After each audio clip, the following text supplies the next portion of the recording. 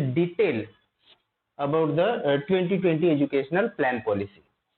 So let's check what are the main features of the educational plan policy, which type of positivity mostly found, what is the negative manner, all these things we are going to discuss one by one.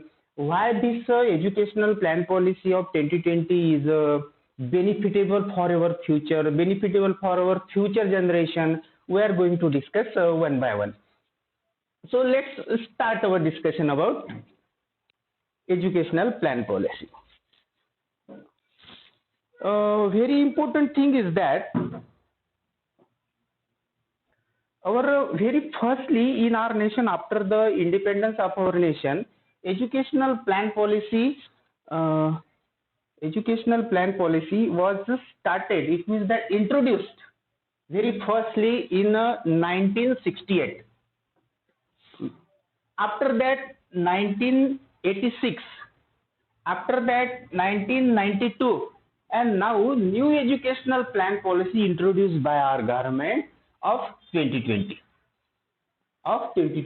यानी 4 बार हमारी educational plan policy हुई, जिसमें अभी हम चर्चा करने वाले हैं 2020 की.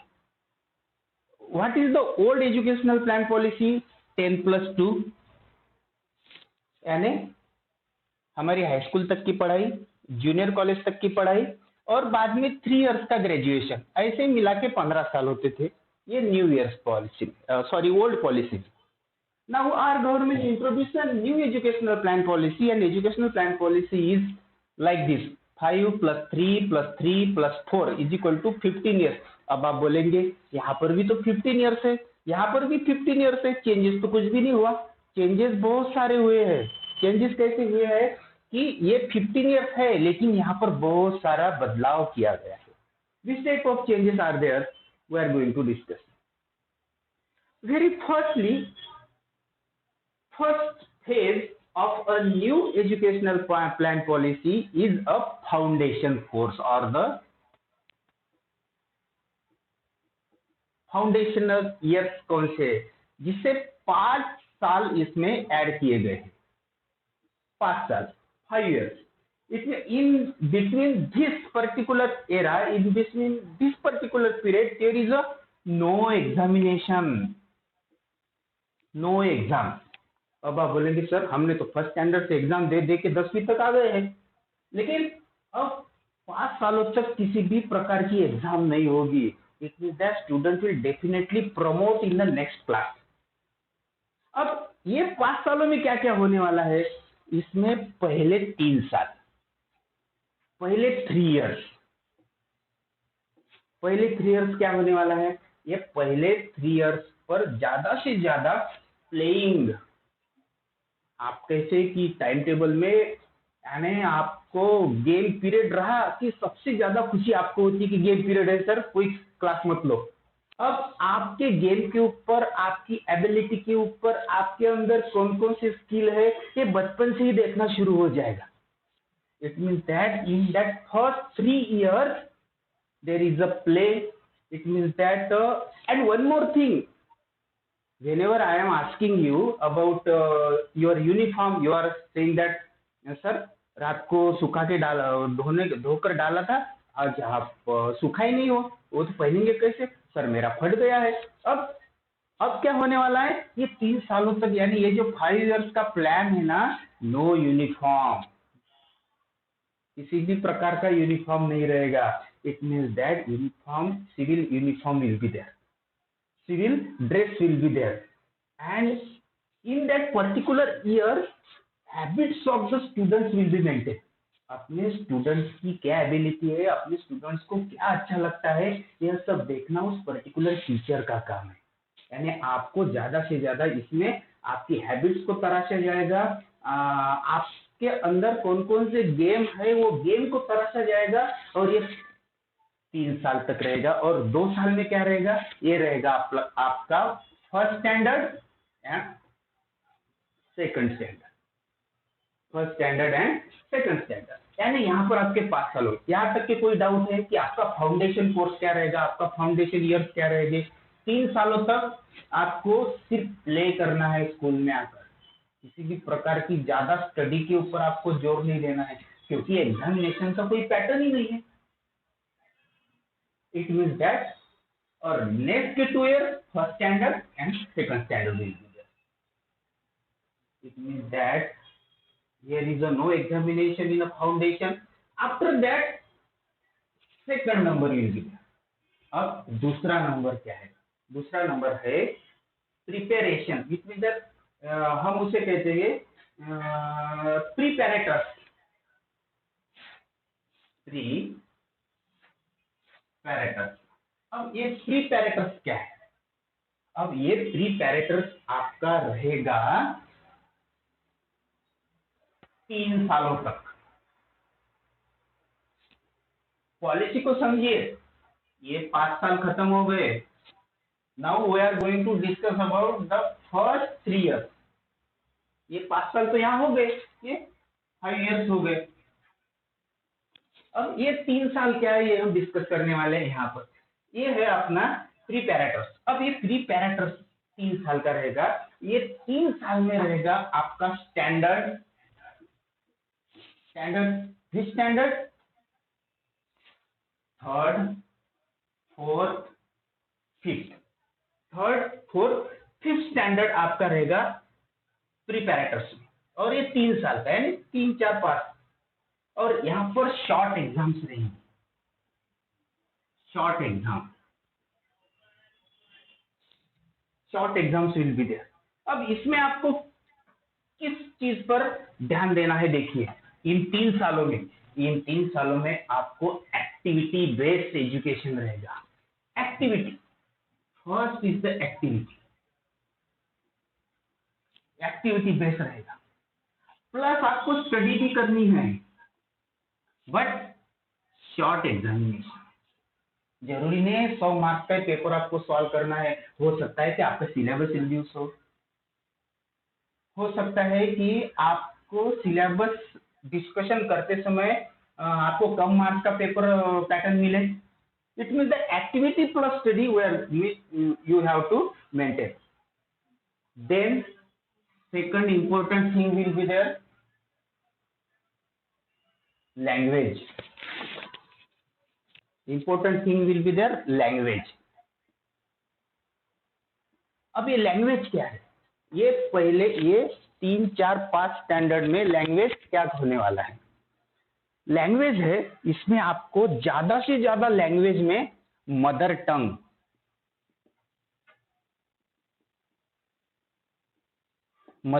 आपके मदर टंग में आपको लैंग्वेज में एजुकेशन मिल सकता है। अब मदर टंग में बोले तो महाराष्ट्र का स्टूडेंट मराठी अपनी मातृभाषा बोलेगा, उड़ीसा का ओरियन लैंग्वेज जो होगा वो रहेगा, आंध्र प्रदेश का स्टूडेंट तेलुगु लैंग्वेज में बोलेगा, गुजरात का स्टूडेंट गुजराती लैंग्वेज को प्रेफरेंस देगा।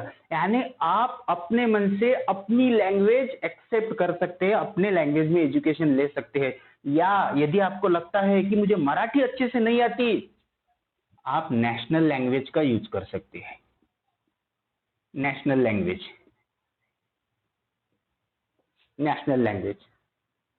it means that in that particular year, third standard, fourth standard and fifth standard, there is a activity based education, as well as there is language option will be there.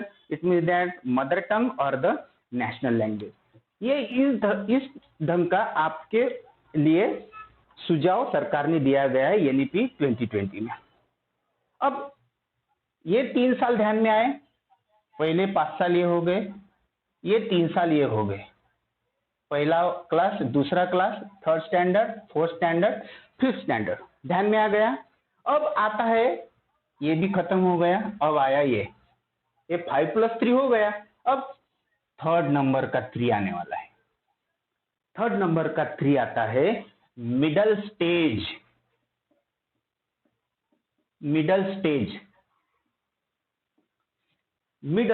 अब middle stage क्या है? Middle stage is up to 3 years। ये middle stage रहने वाला है 3 सालों तक। अब 3 साल का मिडल स्टेज क्या है? इसमें आपको क्लास आएगा, class 6, class 7, class 8। First standard, second standard foundation में आएगा, third standard, fourth standard, fifth standard preparatory में आएगा जिसमें शॉर्ट एग्जाम्स रहेंगी। मिडिल स्टेज में आएगा six standard, seven standard, eight standard.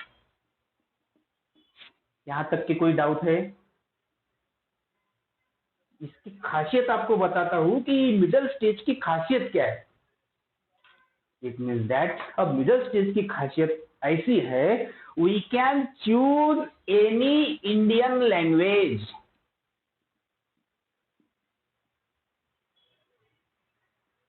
हम अपनी इंडियन लैंग्वेज कोई भी हो, जिस स्टेट में जो लैंग्वेज बोली जाती है उस स्टेट की वो लैंग्वेज जो मिडिल स्टेज का एजुकेशन ले सकता है, यानी standard six, seventh and eight standard का। It means that in that particular middle age, government is giving more importance to the computer language.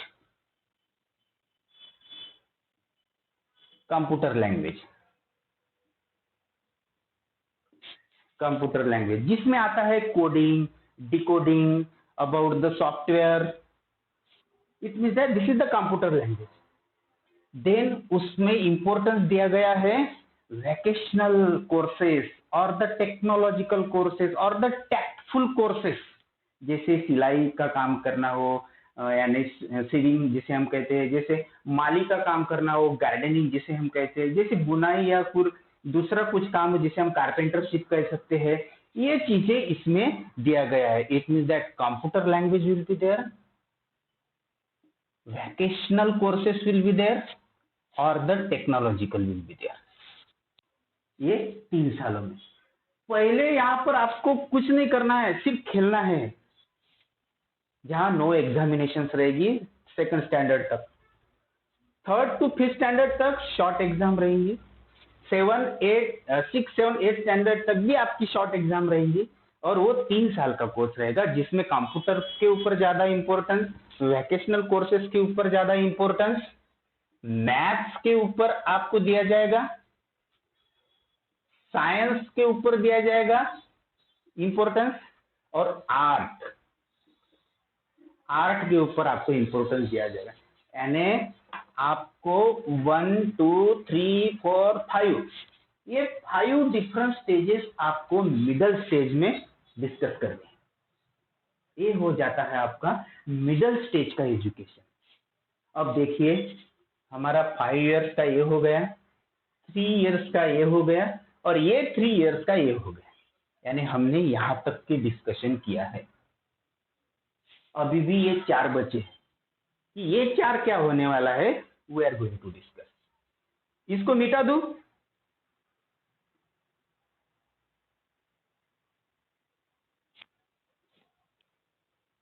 ध्यान में आया है कुछ आपको?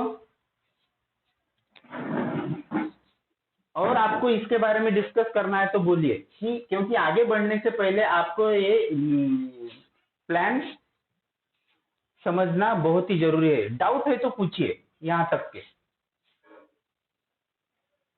आपका रिप्लाई बहुत ही जरूरी है। डाउट है तो पूछिए, कोई डाउट नहीं? गौरी, वेदांत,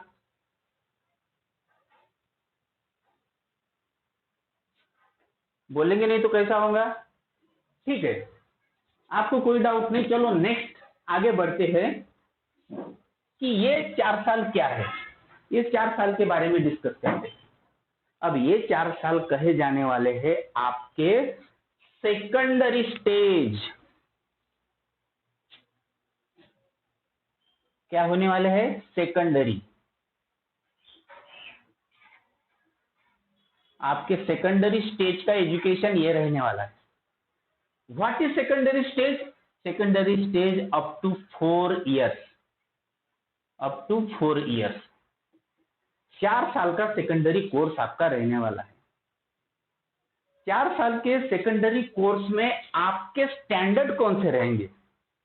9th standard, 10th standard, 11th standard, 12th standard. क्योंकि मिडिल स्टेज में 6, 8, 7 गया है, उसके पहले गया है आपका 3rd, 4th, 5th। फाउंडेशन में आपका प्ले ग्रुप यानी जो प्री आपको नर्सरी वगैरह KG1 KG2 आप पढ़ते थे वो चला गया स्पोर्टिंग में, फर्स्ट सेकंड स्टैंडर्ड चला गया उसमें। ये जो फोर्थ स्टेज में आता है वो है सेकेंडरी स्टेज। अब ये बहुत ही इंपॉर्टेंस आपको लगता है। अब आपको आप बोलेंगे कि सर हम 9th स्टैंडर्ड में एक बार एग्जाम देते हैं, 10th में देते हैं, 11 में देते हैं, 12th में देते हैं, साल भर में एक बार 4 साल की 4 एग्जाम पास हो जाते हैं। अब ऐसा नहीं, अब इसमें चेंजेस आएगा आपको, क्योंकि ये पूरा का पूरा सेकेंडरी स्टेज सेमिस्टर पैटर्न रहेगा। सेमिस्टर पैटर्न,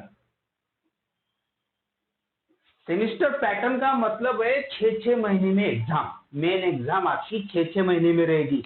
यानी पहले आप 4 साल में सिर्फ 4 ही एग्जाम देते थे, अब आपको 8 एग्जाम देनी पड़ेगी।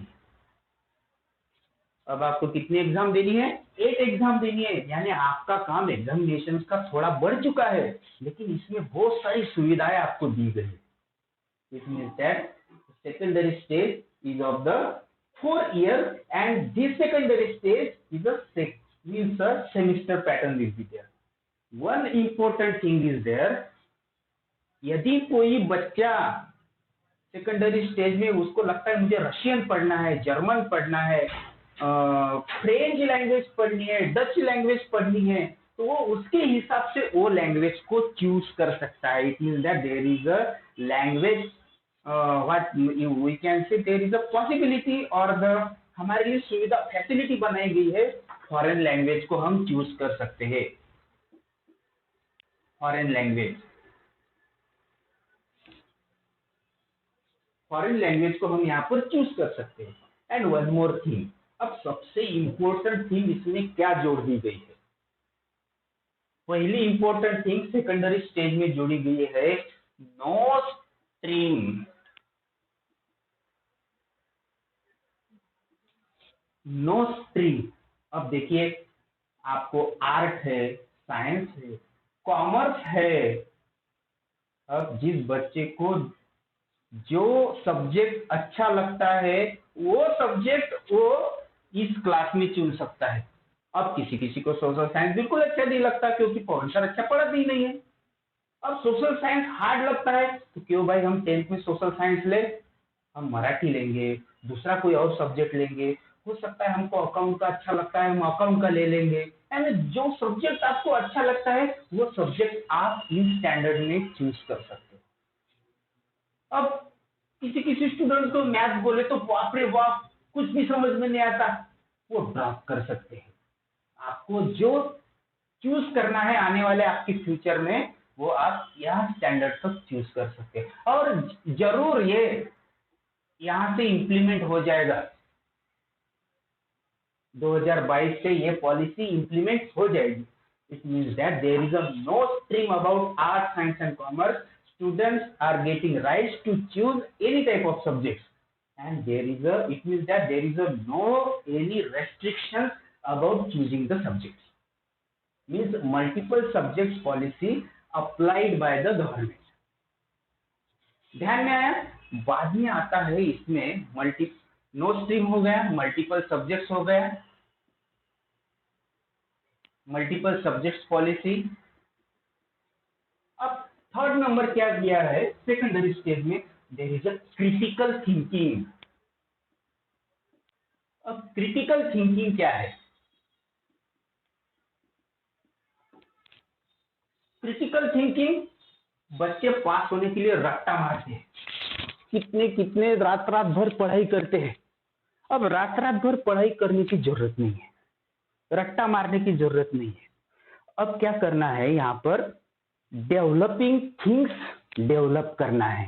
यानी हम रास्ते से चलते चलते किसी चीज को देखते हैं लेकिन ध्यान से नहीं देखते हैं। जैसे एक एग्जाम्पल महाभारत का आता है कि जब द्रोणाचार्य अर्जुन सभी कौरव और पांडवों से बोलते हैं कि पेड़ पर आपको वो पक्षी दिख रहा है, तो पहले दुर्योधन को बोलते हैं, दुर्योधन बोलता है हाँ पक्षी दिख रहा है, आजू बाजू की पत्तियां दिख रहा है, पेड़ पौधे दिख रहे हैं, बाकी के लोग दिख रहे हैं, गुरुदेव आप भी दिख रहे हैं। वो सिर्फ देख रहा है, लेकिन उसका टारगेट क्या था?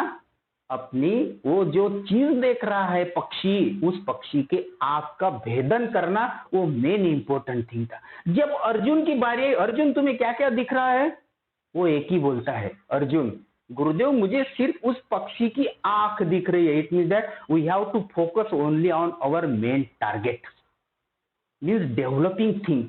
अब आपने 10th स्टैंडर्ड में गांधी जी का नॉन वायलेंस देखा, ये आप ऐसा भी थोड़ा सा सोच सकते हैं, काश गांधी जी वायलेंस होते तो, काश गांधी जी वायलेंस होते तो क्या होता, क्या हमारी हिस्ट्री अलग होती? क्या सुभाष चंद्र बोस यदि एक्सीडेंट में नहीं मरते तो क्या सुभाष चंद्र बोस भारत के प्रधानमंत्री बनते? क्रिटिकल थिंकिंग, रिसर्चर थिंकिंग हम जिसे कहते हैं, systematic attempt to provide answers to question, this type of critical thinking develop in a secondary stage. आपको कॉम्पिटिटिव में जाना है तो सेकेंडरी स्टेज आपकी अच्छी होनी चाहिए, क्रिटिकल थिंकिंग आप में होना चाहिए। It mean that such type of secondary stage is of the 4 year. यहां तक कि कोई डाउट है आपको? डाउट है तो बोलिए, बोलते जाइए। चलो बाद में डिस्कस करते हैं, सेकेंडरी स्टेज के बाद में। बाद में आता है ग्रेजुएशन। ये हो गया ना, ये खत्म हो गया। अब आता है ग्रेजुएशन, इसमें ये वाला। अब ग्रेजुएशन की पॉलिसी क्या है देखते हैं। ग्रेजुएशन की पॉलिसी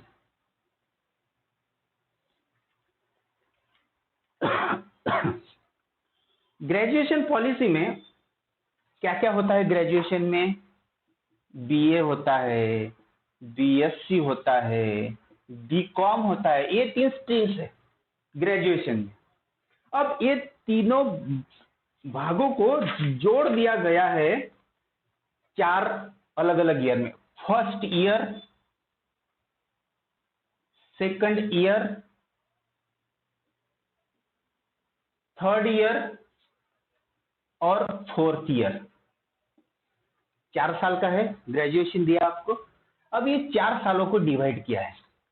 पहले साल में क्या दिया, यदि आपने ग्रेजुएशन का पहला साल कंप्लीट किया तो आपको कहा जाएगा ग्रेजुएट सर्टिफिकेट, ग्रेजुएट सर्टिफिकेट आपको मिलेगा। यदि आपने ग्रेजुएशन का दूसरा साल भी कंप्लीट किया तो इसे कहा जाएगा ग्रेजुएट डिप्लोमा, ग्रेजुएट डिप्लोमा। यदि आपने थर्ड साल भी कंप्लीट कर लिया इसे कहा जाएगा डिग्री, डिग्री। यदि आपने ग्रेजुएशन का फोर्थ साल भी, चौथा साल भी कंप्लीट कर लिया तो आपको कहा जाएगा graduate research, graduate research.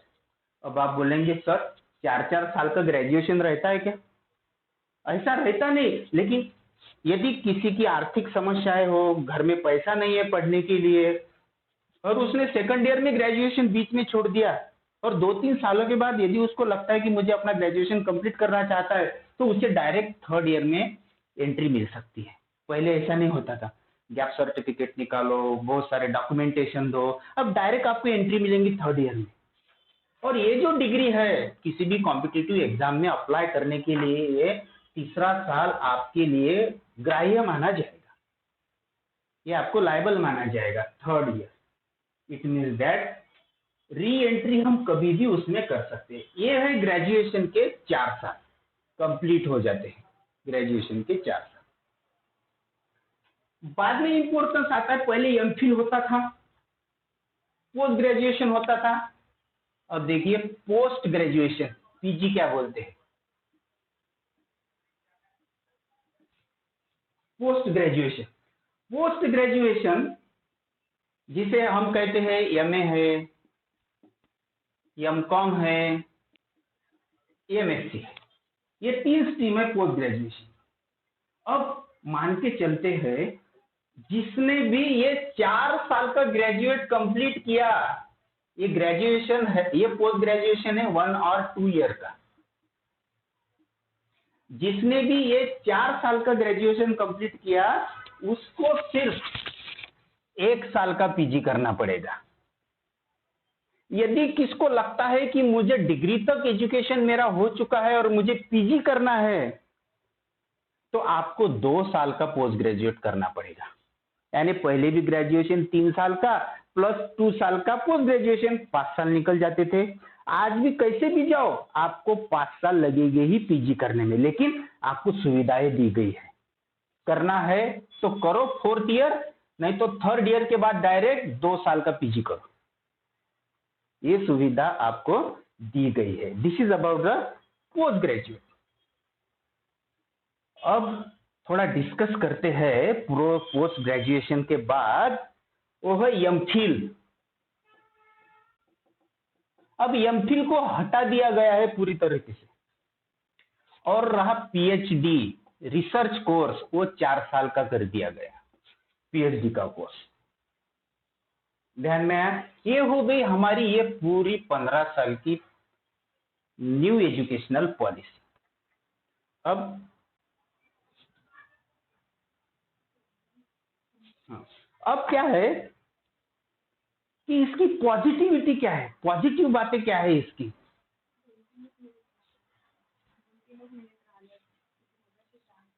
Positivity क्या है कि अब हमारे जीडीपी हमको 6% तक का उसमें फायदा होगा।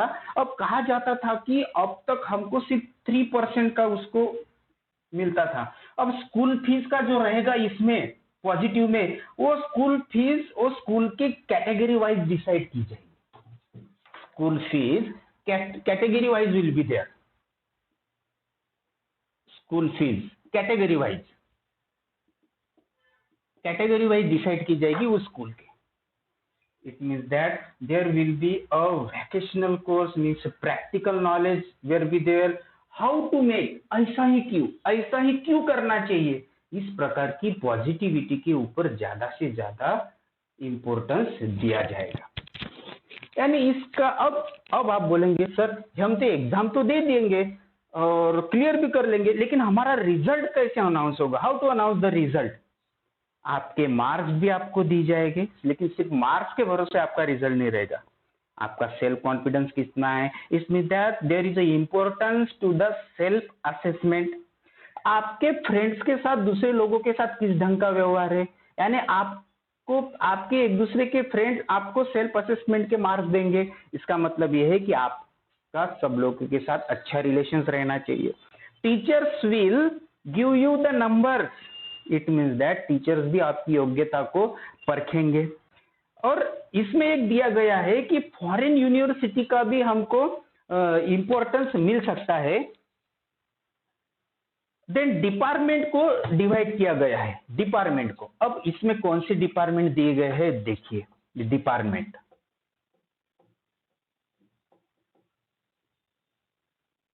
डिपार्टमेंट फर्स्ट दिया गया है, इसमें 4 डिपार्टमेंट दिए गए हैं। अब 4 डिपार्टमेंट को डिवाइड किया है नेशनल एजुकेशनल पॉलिसी में। अब ये चारों डिपार्टमेंट क्या क्या काम करेंगे, 1 मिनट बचा, कितना मिनट बचा है बेटा, एक 5 मिनिट वाचले ना बस संपत है आपलं। अब ये 4 डिपार्टमेंट क्या करेंगे आपके रिजल्ट देने में, आपके ओवरऑल कैलकुलेशन में, ये डिपार्टमेंट क्या काम करने वाले। First department is responsible to form the syllabus.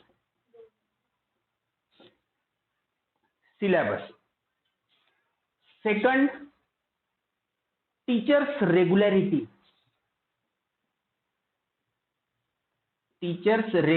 Will be there. क्या किसी किसी स्कूल में टीचर छोड़ के जाते हैं या है रेगुलर, ये भी टीचर्स रेगुलरिटी देखेंगे। What is the salary criteria, means overall category of the school will be decide. Salary और the scholarship will be there. And finally there will be a 4th department, result. ये सबको मिलाकर आपका result final किया जाएगा। For teachers के लिए क्या है, ये सब स्टूडेंट्स का बता दिया, लेकिन ये एजुकेशनल पॉलिसी में टीचर्स के लिए भी कुछ रेस्ट्रिक्शंस दिए हैं। कौन से? 4 years training program must be there. 4 years training program, it mean that how to make students topper, यानी अच्छे टीचर की पहचान इसमें की जाएगी। यदि किसी को कोई टॉपिक समझता नहीं है तो वो टीचर की गलती मानी जा सकती है, भले स्टूडेंट पढ़ाई करे या ना करे, लेकिन स्टूडेंट का कोऑपरेशन और टीचर्स का कोऑपरेशन, ये नेशनल एजुकेशनल पॉलिसी जो है एनईपी 2020, इसमें ध्यान दिया जाएगा। It means that how to make a students creative, how to make a student researcher, there will be a most valuable in the NEP of 2020। अब देखिए, मैंने आपको सभी प्रकार की इंफॉर्मेशन इसमें दी गई है। अब ऐसा कुछ टॉपिक बचा नहीं है कि एनईपी के बारे में आपको कुछ बताया जाए। ये थी हमारी नेशनल एजुकेशनल प्लान पॉलिसी। हमने इसमें फाउंडेशनल कोर्स देखा है, प्रिपैरेटर्स देखे हैं, हमने उसका मिडिल स्टेज देखा है, ग्रेजुएशन देखा है, पोस्ट ग्रेजुएशन देखा है, ये सब चीजें हमने उसको देखा है। It means that we have to take a proper information about the national educational plan policy. So I think we got all the informations, all the knowledge about that particular thing. If you are facing any type of queries, you just call me also. We will discuss after that if you are facing any type of query. So up to there, stay at home and take care. Thank you.